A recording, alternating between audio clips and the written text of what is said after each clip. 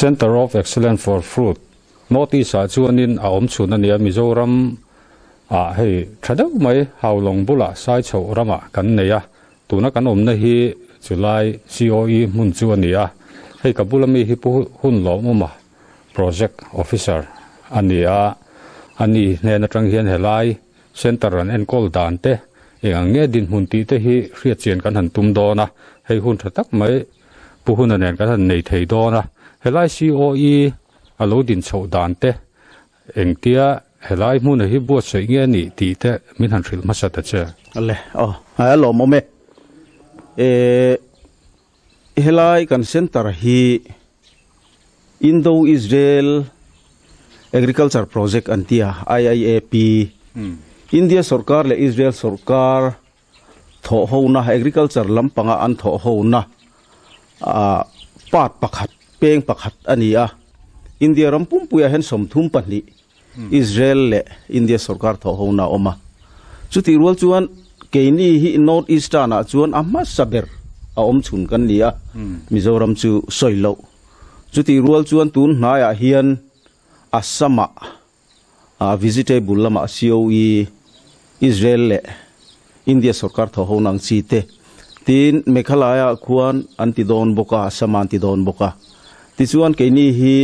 tun din huna chuan a COE pa ngai kami Israel le India Sarkar tho ho na om chun kha chukan lani ri a anni tuna khan soi northeastern state Meghalaya te Assam te le Tripura te ro khachu mulan tan chove le le me kani chuan COE a hianin enge in ti ber amma kan soi du chu na china khan soi om takani na chungin kan soi bel du zok chu he center hi na china kan soi ta ang khan Indo-Israel Agriculture Project ti ania Mars nisari sang ni le som pariat khan khatilaya chief minister Pulal Thanhol le khatilaya Israel ambassador HC Daniel Carmon tena an hondun kha ania tichuan khatilai khan hetilai center hi Lunglei district Lunglei division huaya oma chutilai kan di ho chu putluang te aren thlei kha ania ani howa bul lo than chona kha ania tichuan chumin huwa chuan puma minga di ho lunglen ni khan ani khan an enkol vele project officer kaltlangin tichuan anni nuwa khan ke hian kan enkol chunjom vele ta marchu kan soibel du sok chu hetilai ya chuan hetia ke kan om to nuwa hi chuan kan department redesignation awang te po khan ani boka tiang hian semi independent devin district kaltlang to lovin helai tang hian directorate nen kan ma ani de uberto chu amma aya kan dang lam de ulek na ani atin chuti rual chuan hian zona khan omji a chuan helai lo din chan ber pakhata hi chu kutna thok tu te zirlai te le department official te point etila hian Israel le India technology enge ni trangkop it kan ti don nge ni ho na kan ti don emmi khami angkha trangkai takan man theina turin fila ataka en chin na te tin chu mai ba ka chuan kutna thok tu te point thlai phun tur le chin tur risel le tha an mu theina turata na khan planting materials kan tia thlai chin tur le phun turang chi te kha kan siam chuaka tin chu ti mek rual chuan hetilai poimo mai pakhat kan soitel du chu training khati ang enge ni technology thar tha apiang iti te ang kutna thok tu te poina an man ve theina turang chi khan training kan pethina training hall thade mai kan ne facilities thatak nen chu tiang chuan covid kom nuwa ringot po hian district rang khozol ti te sai ha ti te mamit district ti te le sotilai horticultura BSc horti second year le third year ti te khang ho te po kha helai hian training lo pe to thina chu tiang chuan hun kan mang chho mek zel ani helai center hi theibi ka ta na ti kha ania ta chuan in han kalpui bi ka hian heng kan Mizoram thei angchi te hi han en kola han chin pun tura han ti te nem tin chu ba ka chuanin theidang Israel ram atanga han lak lu ang te mo tin ram dang atanga han lak lu ang chi te mo khai nem ram dang atanga han lak lu em hi chu kan la nei lo han ti la Spanish variety kan tia ser thum kan ti me mi zo hi chuan ser ani me a sa ani ho hi chuan in sa phote hi chuan citrus khan ti deu bera Israel ho hi chuan citrus anti me ani khun lam ol sama chu tiang chi ser chi rang iti tiang kino kan han tiang chi te tin organic kan ti te klimenul kan tiang te kha a planting material si kan siam chuak meka chu ti rual chuan hemi mother block kan tia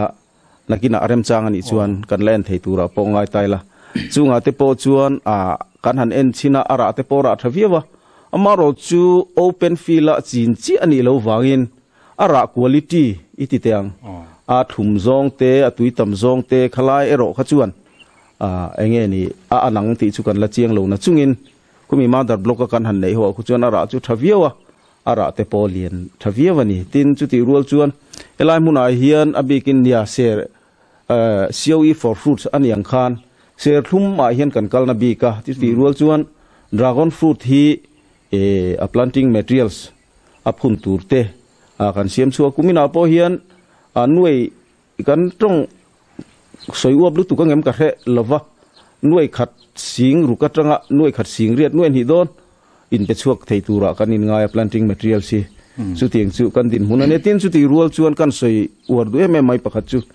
Israel ho chuan kan thlai te hian chon zong lova a om na huna an choma mo hi kan pe zo kan in tia khami system ang deuh khan keini po hian heti han hoi po hian i mu thei main karing so laya engeni malfi makan khu ho so song ho so chuti ang dewa kan enkol chunia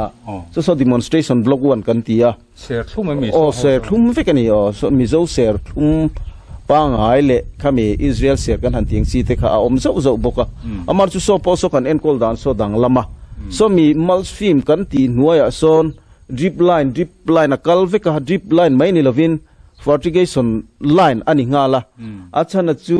alei thama mo kha khami drip tuikal tlang khan kan pe thin ta ni chu engeni Israel le India tho ho na kan na poimo tak mai pakhatania chu tiang deu chi bok chuan kan dragon fruit te po chu tiang tho chuan kan tia thil harsa le complicate engma omlowa mizo pa point kan ti theivek turania manro mol te point kan ser thum te le kan dragon fruit te po hi tuna kan kalphung ang deva kan kalpui hi chuan athar po lokanga quality thabokanga tin chu mai ba ka chuan an chama mo anga pek ani wang khan adai pon dai renga an tlo don bokani ti kha kan soitel du bok uni sela ti rual kan je du mai pakha chu hei etilai ka bet te hi o ka bet te hi mu mai te hei hi a flag Israel flag le India flag ania hei hi an mani mi le sa iti teang kami center kami Indo Israel ami ho te khachu tiang hianin engeni flag te kan tiang chi hi tiang hi kan han batch ve theya tin chu ti rul chuan mani kan Israel kan training a kan zukal chuan hetilaya ibesbel hi engenin tia ve thunga hi kan department ina Mizoram Horticulture Service ti batch ve ni thunga hi chu Mizoram Horticulture Service ke mani department batch ani kan tia than ti ve ko mai Israel opon an toi futa chu tiang vel te chu an din mun ani beng wa thla khop moya zo cha du mai pakhat kan nei chu mizo te chu thla yan ni mo bu po ni sela kan han ching bor moya en kol zui le tha han pek tui han pek ti te hi kan la thiam lu tu lo deuh ni hian ka tha thina nang ma lam panga tanga department in emo in clear na tangin tuna kan ram lei lunga hi heng laya center in han chin chin thlai ho te hianin angei sa hrim hrimem en kol zui vak ngai lo hianin ti dan konga omem ti te leitha han pek chiam te emo thil danga han chom chiam ngai kha aniem kan ram leilung hi enge din mun mani ka Israel kal box soi le thiri la soi jing mai po min ti bai the mar chu soi tur miau sia kan nung deuh khan department in kan kheve ka kan department officer chin ho chuan deuh thowa rule pui lima Israel nge ni serhlum project kan ne kan tikala kan phurvia wa kan lom vio amaro chu ti ruala kan soidu chu mani kan zu training chuan khati laya Israel pa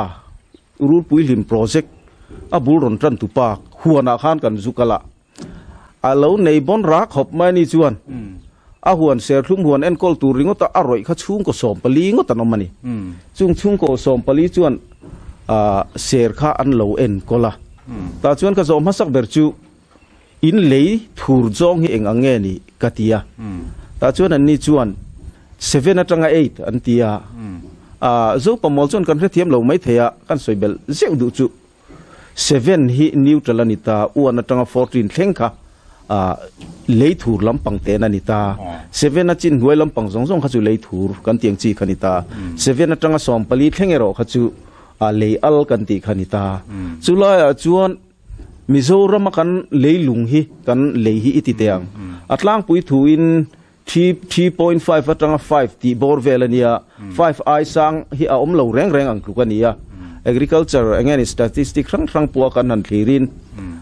hemi a ruam de ule mun niam de wa hian 4 atanga 5 ani ve eti kha kan han hriat thei de chinania kan soidu tak jok chu a leilung hian om zia nei thui viau ni in alangin ka ria a chan chu khutilaya an ser hat thlum han chin na te kha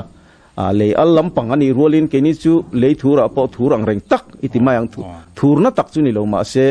lei thurang reng pa ngai tak ani wang khan khutilaya an thlai chin ang zong an ser thlum ani mo eng po lo ni sela khutilaya a quality ang zong khu chu ke ni a hi chuan khami quality kha chu kan nei ve thei lo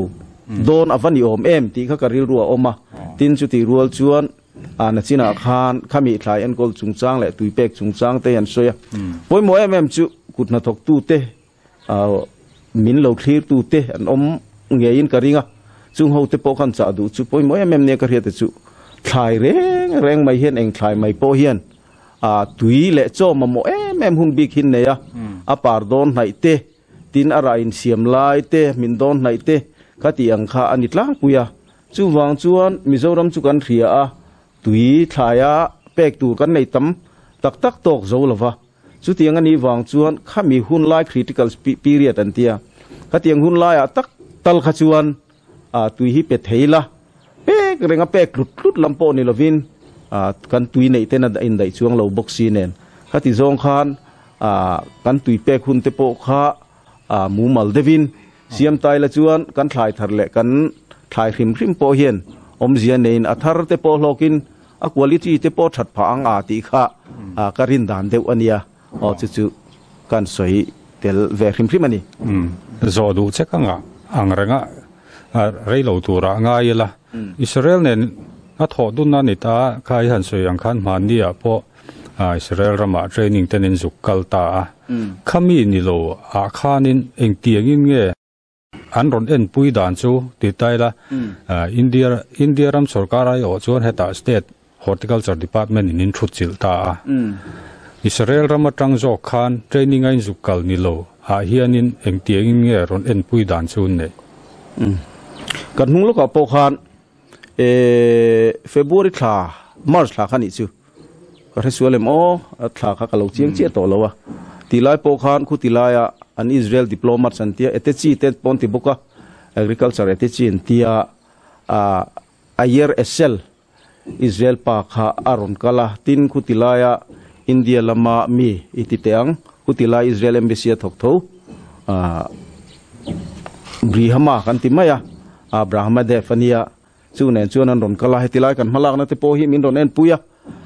tlang ram sia chuan in ti tha thokhat khop palom le hei bak chu ti vak lu tuk ngai na po om lo mar chu ma so na tu re ge moi chu in la nei ni hi min tia ni phei chuan min ho sei don phei ula chu hemi fruits lampang thei lampang hian center pasari nang ni tel lo hian an oma chung ten en chuan hetilai muna te point hei ser thlum kaltlang hian training te point nei la wat have male te khan tia amaro chu atakram ro chu kan la ti thleng chi alova chu tiang chuan tin chu bai ba ka soidu pakhat chu Israel chu dar so mani chuan dar so mani me minute enge minute ngain ka pel hlek tiang kha om thei lowa an tlai ngai lo an advance lang puya chu ti ang deuh che chuan an active em maya khami covid hun chung zong po khan thak khat dan achang chuan cholkar ni dan te ni ta tiang khan online training rang hi an ron perenga chu tiang chuan ke ni point hetilai tangin virtual meeting kan ting chi te training kan tiang rang kha kan nei te orenga chu ti rual chuan ka soitong khan state rang India ram abikin Himachal te Maharashtra Gujarat khang zong Bihar te West Bengal khang zong coveran ni wang khan an ni lampang po khu an ve te orenga khang mun rang tlo khan kan nung deuh khan sang ni som ni le pakhat November ni som ni pakhat tatanga ni thum ma khan Chandigarh national level VOE and the Village of Excellence ti te le chu tiang chuan ke mani ang chi Center of Excellence ho kha India rampum pui in to khom na kan ne chunga te chuan Israel resource person mi thiam tak ton riat nei tak te khan hun ten ron manga chu tiang chuan hun kan manga kanin min contact thavia wani ke ni bian pe vak lo don to ni la lo thei lo hian min tur zokin ka ria ne tun la ya thiam na sang to internet kho vela kan cheng to thil tam tak kha muna ron kala ti vek ngai lo a tam to chu wang chuanin tho ho na han ti pi lama khanin tho ho na tak kha om reng ani ti thlir tu te pon kan thriat apoi moin karinga thriat chak kan nei le chu he center hi kutna thok tu ten engangin ngen tangkai pui dan tun din huna ania mo center din na la rei lutuk lova a hlok na ten chorve to em an chor mek renga kan soidu chu na china ka soitong khan ama sa chuan training thatak kan lo pe ni ege ni chapo thil ni lo sela ke ni chuan ka soitong khan hun danga training an pek angot lo deuh hian fertigation te thlengin training kan pe a tak taka chuan fertigation chu mizo pamol iti mai tang chuan a riat po kan re thiam lo mai thei khatiang chi fertigation ani chuan tui pek mai ni lovin thlain amamo leitha tui kal tlanga pek dan song te kha kan in zir tira chu tiang chuan kutna tok tu te hian training kal tlang te point an chor viawa chumi pialama chuan kutna tok tu mai ni lo khan achina ka soitong khan zirlai te pon an ron chora na china kan tarlan ta kang khan chu mai baga chuan planting materials tha helai kal tlanga kan pek te hi ani tlang puya wangin planting materials la an phunna turata na te pon na satakin helai mun hi an chor mek zelani ti te kha ni te photsela thange soituratama khung lai amun vera te khong kan zuk kalanga thlai thei rang te po eng tiang nge din mun ti te po hei thok tu ten min han thril fia anga te chuan mun danga tanga helai center han tlo du te po kan omani point zanria ka han tlo poi ol sam tak mai ni a helai centera kholbuk tur te po hi ti chang tlun chho tum mani a ba ka center bulma hianin tourist lots thatak mai a om boka mi khol kalvel tan pon he center han mel riata han lu du rim kan omani pon zanria ka han kal du tan pon har satna om lem lova tin thok tu te anin hom thu ema biak po an ol sama biak an nuama mamo na kan nei ni chuan englai poin biak thei reng an ni ti te po kha hria ila chuan khulaya an na tho na mun tak taka hianin kan han chuk thla anga thlir tu ten min lo thlir chun zom zel turin kan han ngen chu ni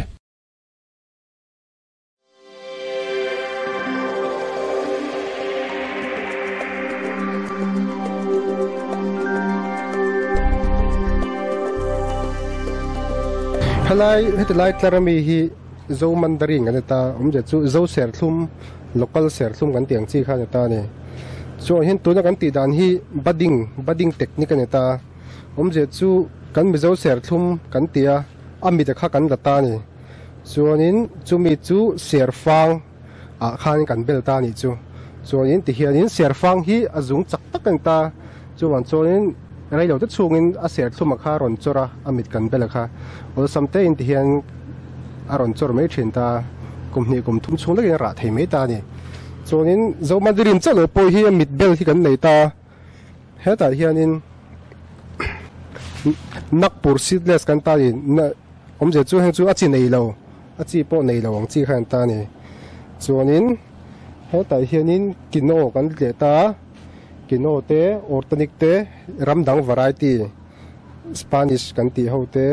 le Jamaican variety kan ti ho te khan ta hey helaya serthum nachina kan assistant project officer in asoi amit kan bel kan ti ho kha kumin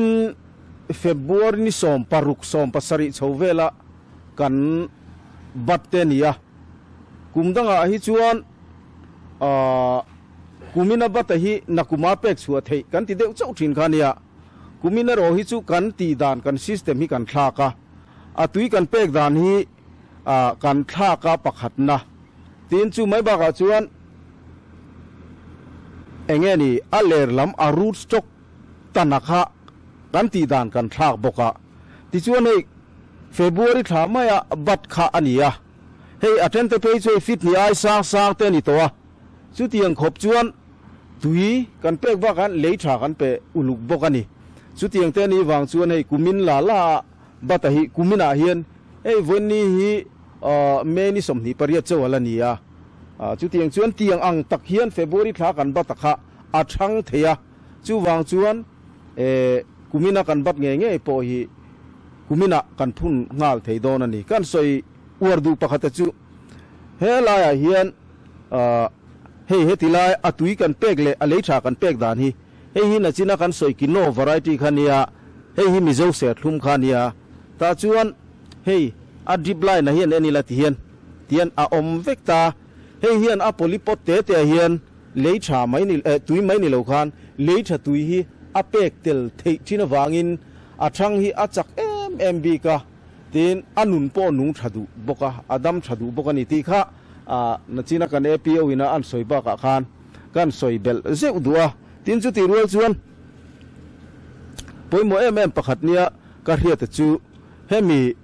amit kan bel mek la hian azung lama kan man ron chor chak lutu ka kha pi thak ulu ka ngai ta ni en tir nan he tilai po hian he kan pi thamol mol na chungin hela hian kan tar lan du chu hei hi aser thum kan bat pa ngai khanita hengang te po hi ne la ti chuan hi abat ni lo abat na kung zo ka kha anwai zo ka kha hi hian en la eron chor sei ve ngal em maya o heng te hi ti hian pi thak ring angai ta ti khan pi thak ring angai ta hetilaya kutna thok tu le farmers training ron kal zirlai te pon ning chu official te po khang ho te hne na po khan hela hi kan lo hril war view thin achan chu horti sera thur ti ang chi deu te po kha hoilala mohan soi kan hre zau thina om zia tak zo ka chuan hemi chemical chhozel hi azung nga kan man zo khania hi tuai thak fo ni lo chuan hi achak em a lei tha e chaka tuya e chak boxia hian atha aser thapa ngai zo ka hi alo engtine kan tiang khala athan khal vak thina chu wang chuan hi ser thalo athura khani sia hi lo zu atango hi an om fo ani chu wang chuan hi tuai uluka pe thak uluk fo poimo hi akan apoimo ma khari ta wangin hi kan ti tel zau bok ani helaya an han en ko reng potan han da hi tui nên bè tùy ringot bọn đi lâu mấy thế nên chính bao han bao hun khan han xoay đầm đồi mà mò tụi bọn bè nín cả xia hay anh tiếng nghe ông gì anh cả bụi đàn thì hay mình ăn xịt tất cả hay cần nung đây Israel one local khan in tùy bè đàn hay chung hiền spring larin kan pethina hay system hi thalovan in tia tin kan thọ bụi kan nau teo te kan FC te le kan APO te nen kan han soi ho dana hi kan han soi ho china tia kan tui pek dana hi itha kan tia tu na chon apot tin maya hian dripper kan da ta hetila hi hela hi tian pot tin hian in ang tlang de vekin achi chu ni lo mai the in ang tlang takin tui le tha tuya kha le tha kha atuya kan siama chumi tuya chu tui pek rolin kan kaltir thin ta chu tiang ani wang chuan Adam tha a tin chu ti rual chuan Adam that mai ba ka a than po hi a thang du bi ka ni chu a poi mo ria win ka ria a mi dia nga thil han ti hi kan tui pek dan te hi ho te ma ni se alo poi mo me mani ti kha kan tar lang vele zok du ni sprinkler ti kha a riat thiam thei me he ti hian a chunga tang khianin helaya thlai ho kha ruina ron nan ang mai khana ron nan ta a chu Israel mi thiam te khan an du thu a sam ta lo dewa heti hian a pot tina hian amma mo tok ang tur tui le tha a han far dia ta kha an du da na ni ta a chu mi mang chuan he center a hian an han kalpui ta he arong hi nang dewa kan mu fu thein ka ringa tui pai pakal pheya pot tina hian tui a far na tur kha om phei thlia ta a ta chuan tui ringot pelovin leitha tuya an han cho sa to ang te kha helaya thlai na mamo tur kha a thlai mal tin hianin an mamo tok tur kha an lo dong ta thina chuanin thlai a ti hrisela heng an thei triak te po ani turangin aron thang chho thin ta ni high tech greenhouse ania helai chunga hian Israel le India thiamna mangin greenhouse thatak men lo siama he avir vut maya boruak lum te po an pai chuaka chuan helai bulatang hian han tran tai la helai greenhouse sung cha hi min han thil fia ta che le ama saberakal soidu chu e age ta tang hian ani ngala age thi in ni nge ni kong khar pan hi nei ta thai chia kan reisa kan ti dia reng hi chuan kan film khura a risel lawang natna ve yang ti kan lo wangin chu wang chuan he tilaya green carpet kan handa hi tuisen mizo in kan ti mai chi kan ke ti thiang limna tura kan da thina ni ta amar chu tun hunai ro hi chuan thai chek te kan nei lo awangin ti hian kan honga kan hong tlang pup maya thai chek te kan nei ro hi chuan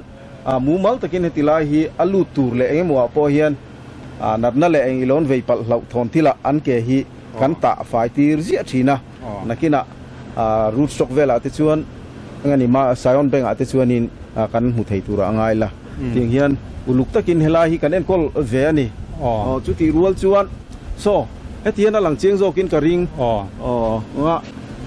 ti khang kan han thlir phei zela nga helai lu tur khan kan ke na thik tam tak kan lo la lu thei wang khanin helai hianin an na thik khan ti bo tu han that tu dam doi pang khanin ke khachi angai ta a hei chung kan han muwa heng lai hi han min han soi zom sak le da cha ole hei kan muang hian so ho so germination tre an tia vegetable khai nep nola ni mo ser thum lampang chi thei reng kha kan kui tian na mun pui ni ta ti chuan hai te kan ina chana hi kan soidu pakha chu so lai son afan om ta so ne lai boruak in mong in UV fi mania chungki chuan ceiling a hian set net kan mang le ta chu ti chung po chuan a boruak hi lum em thina ni chu ti angani wang chuan boruak lum lu tuk chem chuak tur khan so lai son fan lian pui pani kan da chu chuan boruak lum kha chem chuaka chu ti rual chuan so tilai a son so pet kan tia a then chu so ron hu chuak tran to so tuina ron ti hu ta ni aum zia chuan radiator ang deu ani chu ber mai na motor radiator ang deu hi nia ti chuan so son tui aron pe chuaka khamia tui hu vota kha he mi fen hian ti hian boruak luma chem chu rual khan tui vota so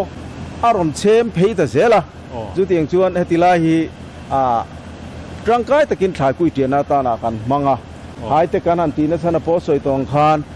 a boruak hi enge mo chen kan control ve the wangin a zong za ni lo ma se enge mo chen control la abikin classica kan mang trangkai em thina ni a lum lu tuk khanin heng aron triak tu rakha an boi ve ta duangin a frisel na te alo thalo thei ta a than ton thang thalo hemi high tech manga in han ti hnu hianin thlai triak te hi in thar chuak to reng thar chuak to te reng mai om zia chuan seedbed pa ngai leya seedbed pa ngai kan han ti chuan azunga him lo ta ni oh etila hi solai se pheilok teng ela hi kan soi du em pakhat chu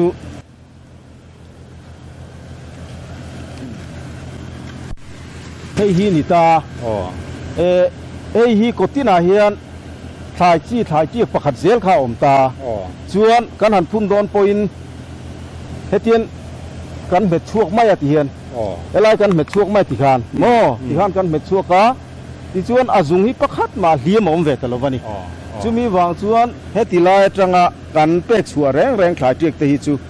za deuh tho adam ani chuti rual chuan soitong khan seedbed leipa ngaya seedbed kan han ti raised bed kan han ti te chuan kan po rual khan azung kan pot hliam ta chu chuan adam na chan sakha ati chetrin ta chu wang chuan hetianga ti hi chu du thu samani oh hey a tre ti mai la tingin soi ka thelo tam rio mai a len thum len ruk len som lai nin ka hria ta hian voi khata thai eng thei mon po ni se thai po ni se eng zat nge in kui tia theang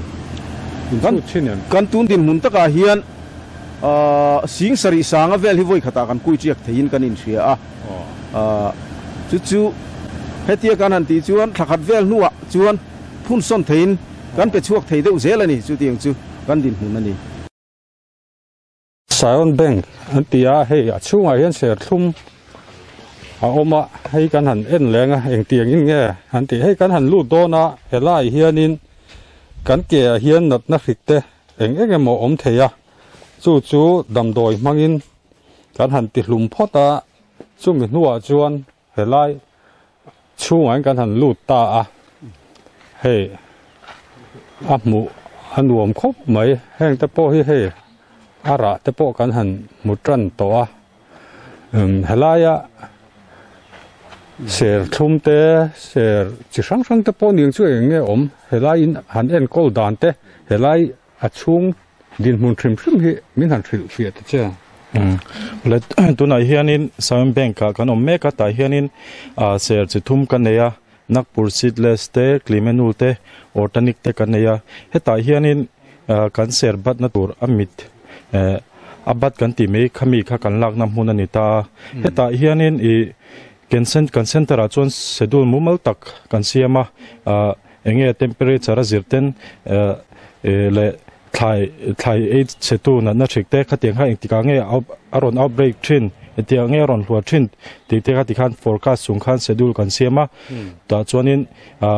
insecticide ka hunte macronutrients NPK kan ti hote kan ka hunte le hatiang akat hunte khatiang zong kha mumal taka kalpui nia chuanin tuna kan huang hianin helai mi hi Klimenul ania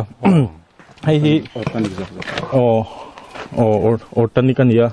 chuanin heta hianin hemi kan huang hi atui pek na ni ta heta hianin tui mai ni loin macronutrients fertilizer khami ama nutrients ma mo turang kha khola tang kan seta ta hianin kan petrina chuanin chu mai ba ka chon helama hianin bordo paste kan ti thina kha copper sulfate le quick lime chopula kha ti hianin na tam tak la ka tanga venan te hianin kan ta chuak vek boka chuanin heng hi amit lang na tur ani wang hianin a thei ram chuanin a buk lampang hi kan du ta amit vel han lak ol sam mai na turang chi kha chuwang chuan tuna te po hian mit kan lak zo hian kan chep le veka chuan heta tanga atang ron chor thara hi nakum lama amit kan lak le na tur chu ania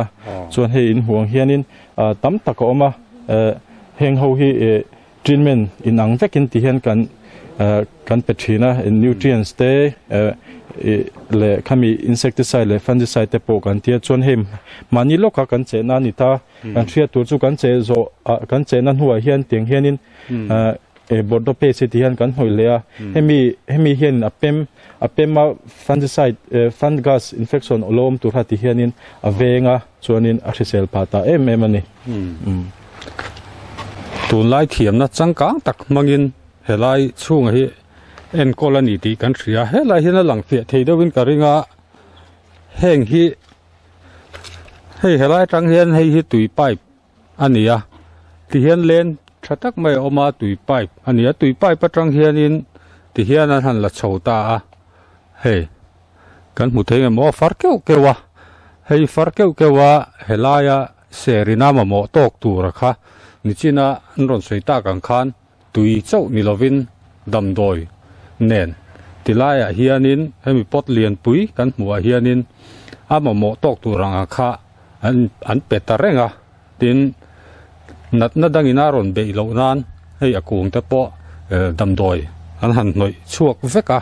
tiang chon uluk takin an en kola helai hianin that takin amit an in siam chhona turang chi a khanin an han thoka henga hi a technology hi in kalpuina ri to a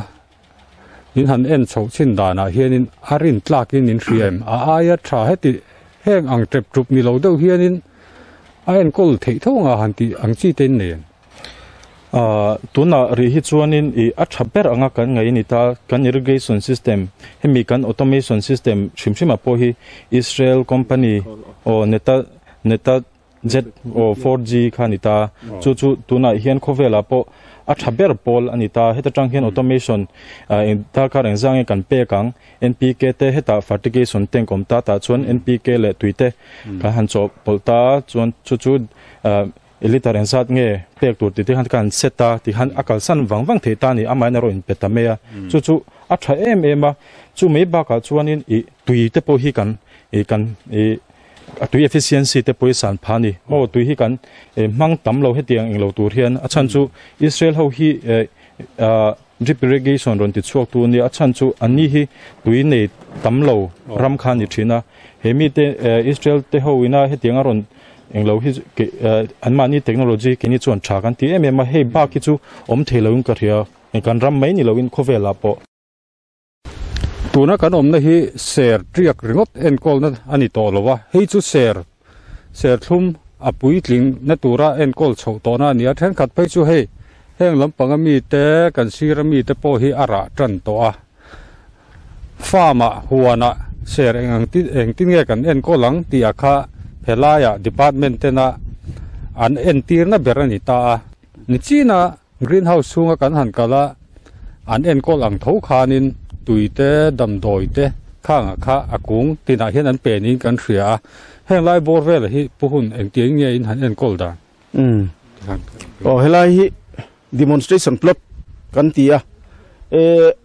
ama ka soitong khan he tilai hi alang thein ka ria pipeline kal vekta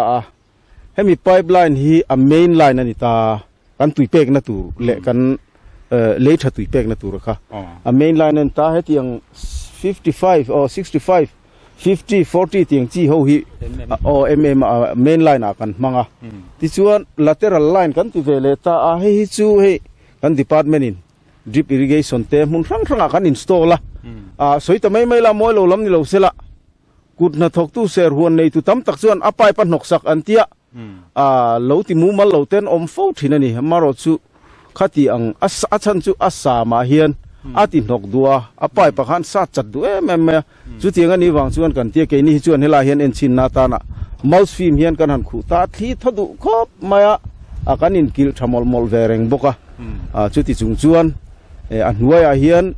lateral pipeline a kalveka hela hian amu thei main ka ria ei lateral pipeline chu ni ta hemi atang hian nei heta hian adri pakha atuile lei tha ho kha chemical tlang hian tian kan pe hei hi abukino khu zon oma kan tia thian ta hian tuile lei tha kha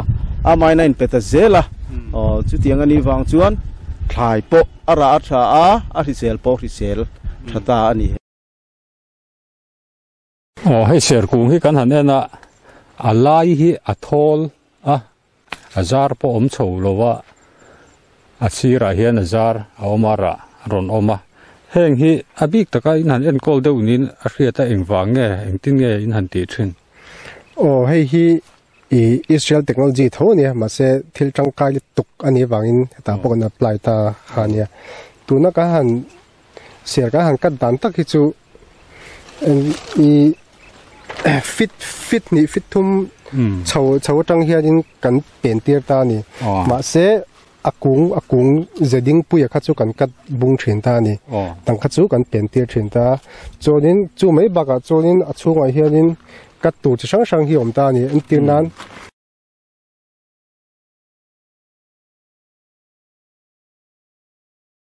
hey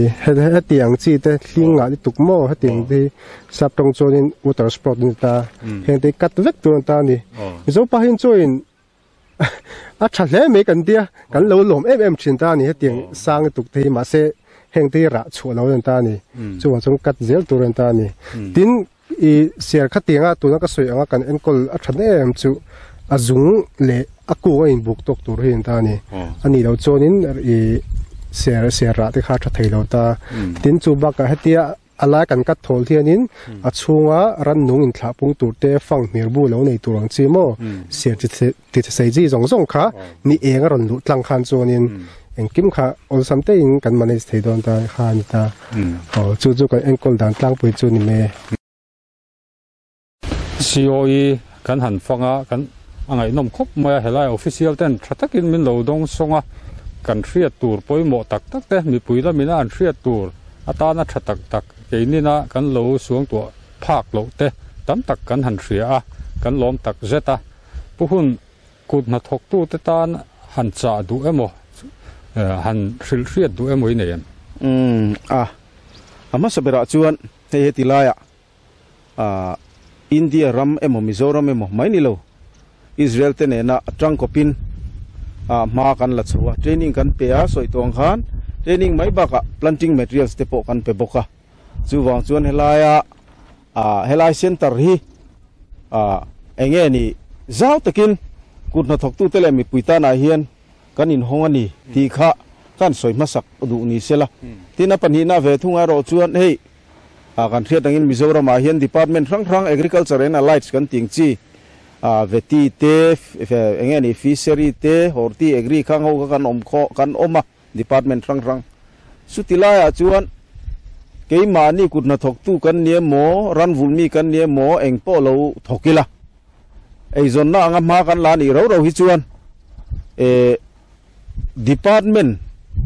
kan bel thiam kan area district tina district ho tu khoi department a po kan om deu veka chutiang ani wang chuan khang kan district a kan ho tu te le department hi bel pe taila train ka ria a chan chu tun lai khovel thang so zela ma na kan ti dan ang ringu takha lo thaber to lo theya thilin thak rengania agriculture ngat te phei chu agriculture te horticulture te phei chu bioscience antia chumi om je chu engtiglai po thil thar chua rengani wang hian kan department lama kan ho tu rang te director le susolai director thleng te poina niang kan har satna aniemo enge mo po kha department ten hian en ho zel ching taila enge mo tizong talin kan tang kan puin ma kan som puin nge karinga chu kan soitel vele zok du bokani alo mo me helayan mun ma zong hi fang do ni la ni khata po kan in fang zo lo mai theya chip chiar taka han lu chil tur chuan hei voin hi me ni som ni pariat sang hi la som ni pani ania fur ruwa sur hun lai te nia tu na po he ruwa aron thleng le tre to a khati zong kha helaya COE chungchanga kan han thlir thei ania clear tu mi puite pon in hlok pui ngai kan be se ya